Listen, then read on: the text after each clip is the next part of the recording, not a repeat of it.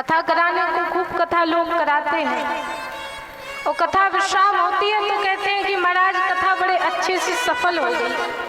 कहते हैं कि नहीं कि कथा बहुत अच्छे से सफल हो गई, लेकिन वास्तव में कथा का सफल होना कहते किसे हैं?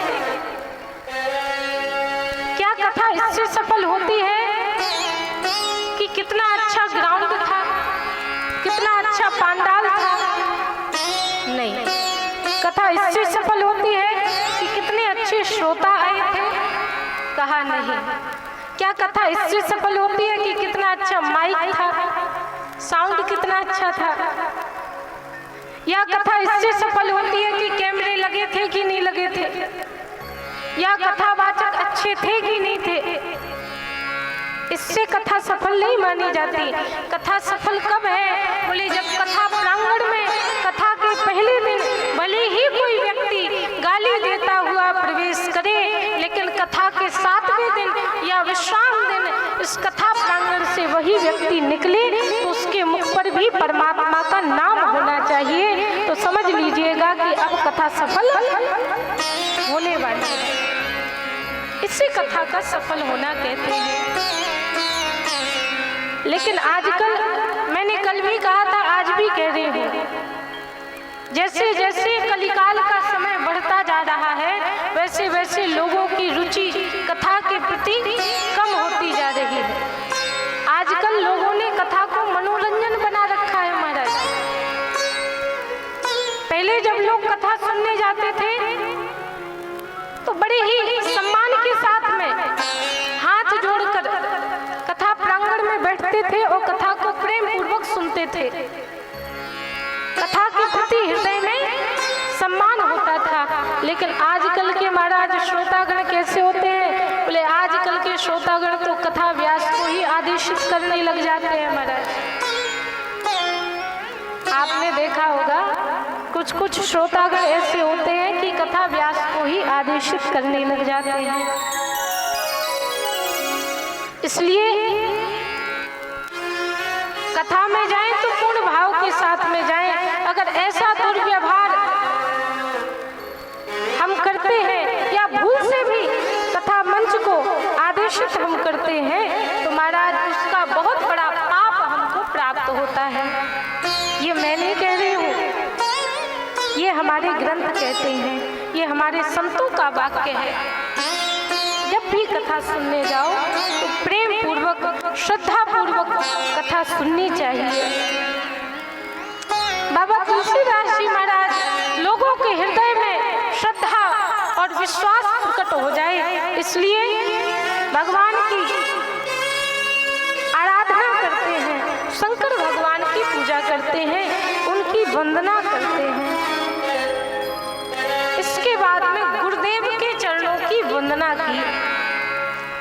वंदो गुरुपद कंज कृपा सिंधु नर रूप हरि, महामोह तम पुंज जासु बचन रवि करन कर। वंदो गुरुपद कंज, गुरुदेव के चरण कमलों की वंदना की और साथ में अपने गुरुदेव की भी वंदना कर ली। अपने गुरुदेव की वंदना कैसे की? तो कहा सिंधु नर रूप हरि। रूप हटा दिया जाए तो क्या हो गया? नर हरि। और नर हरि कौन है? बाबा तुलसीदास जी महाराज के श्री सदगुरुदेव भगवान हैं। तो अपने गुरु की भी वंदना कर ली।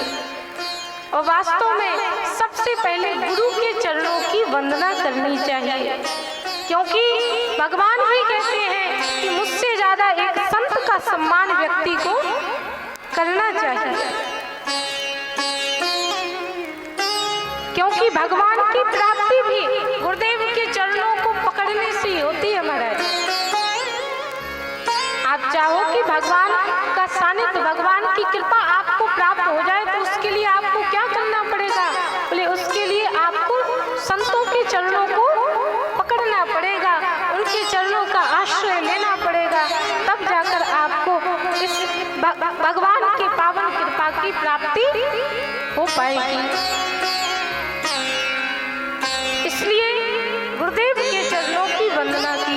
प्रथम चौपाई रामचरितमानस की लिखते हैं। वंदो गुरु पद पदुम परागा, वंदो गुरु पद पदुम परागा, वंदो गुरु पद पदुम परागा, वंदो गुरु पद पदुम परागा,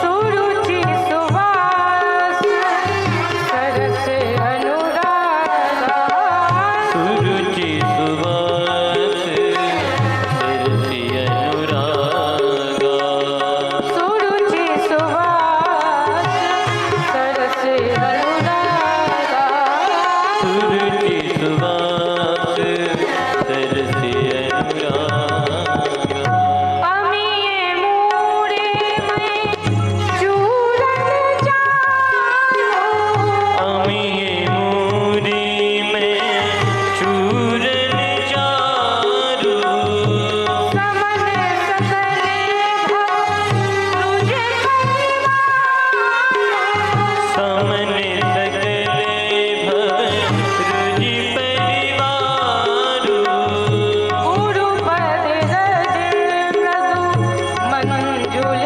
अंजन, गुरु पद रजि मृदु मंजुल अंजन, नयन अमिये द्रव्य दोष विभंजन, यमी दिग दोषे विभंजन, नयन अमिये द्रव्य दोष विभंजन, नयन यमी दिग दोषे विभंजन, दोषे विभंजन। सबसे पहले गुरुदेव के चरणों की वंदना की। वंदो गुरुपद पदुम परागा, सुरुचि सुवास सरस अनुरागा। इसके बाद में गुरुदेव के चरणों की रज की भी वंदना की महाराज। जो गुरुदेव की चरण धूली होती है उसकी भी वंदना करना प्रारंभ कर दिया। कहा कि गुरुदेव के चरणों की जो रज है वो कैसी है? बोले अंजन के समान है। अंजन समझते हैं क्या होता है? अंजन क्या होता है? काजल को अंजन बोलते हैं महाराज। माताओं को तो अधिक पता होना चाहिए। और कौन सा काजल? बोले जो ज्योतिषी होते हैं वो अपने आंखों के सामने, आंखों के नीचे लगाते हैं महाराज। तो ज्योतिषी जब आंखों के नीचे उस अंजन को लगाते हैं तो वो लोगों का भविष्य देख लेते हैं। ज्योतिष के कारण वो लोगों का भविष्य देख लेते हैं। तो महाराज गुरुदेव की चरण धूली उस अंजन के समान है। तो कहा कि एक तो वह धूल है, एक तो वह रज है जो चरणों, जो आंखों में लग जाए तो महाराज लोगों को दिखना बंद हो जाए। एक रज वह है जो आंखों में गिर जाए तो लोगों को दिखना बंद हो जाए। लेकिन एक गुरुदेव की चरण रूपी रज है जो महाराज आंखों में पड़ जाए तो भगवान का चरित्र दिखा देती है और हृदय के पटों को खोल देती है। कौन सा चरित्र दिखाती है? कहा सूझहि रामचरित मणि मालिक।